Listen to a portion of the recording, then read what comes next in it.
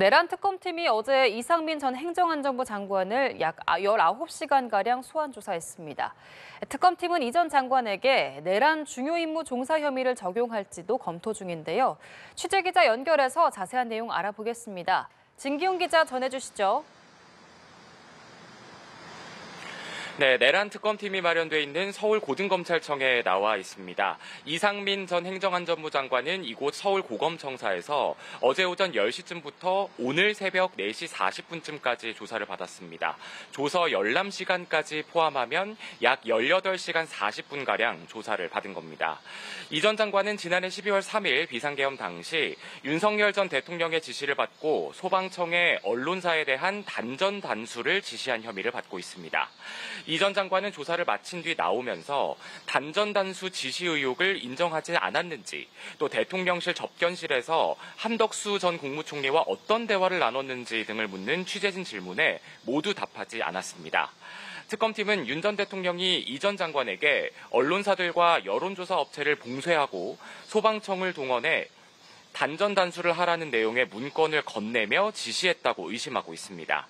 특검팀은 지난 23일 허석곤 소방청장에 대한 참고인 신분 소환 조사에서 이 전 장관이 계엄 당시 전화로 경찰청에서 특정 언론사에 대한 단전 단수 요청이 있으면 협조하라고 지시했다는 진술도 확보했습니다.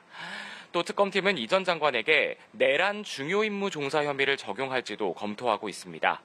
한편 특검은 지난 24일 확보한 한덕수 전 총리에 대한 압수물 분석에도 속도를 내고 있는데요. 한 전 총리에 대한 소환은 이달 초 진행됐지만 조만간 추가 소환도 이루어질 전망입니다.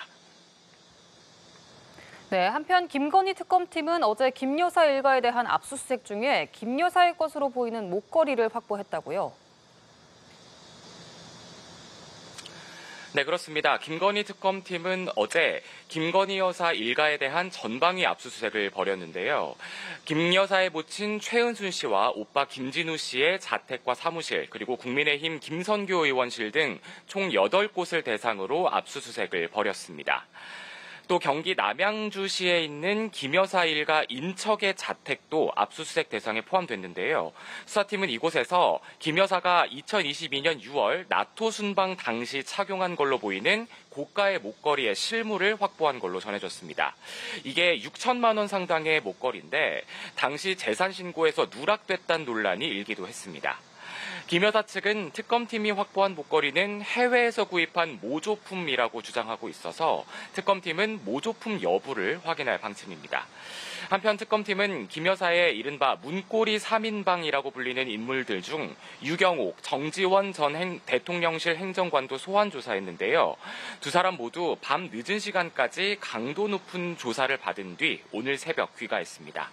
김 여사 측근에 대한 조사 내용은 다음 달 6일로 예정된 김 여사의 소환 조사에 적잖은 영향을 줄 걸로 보입니다.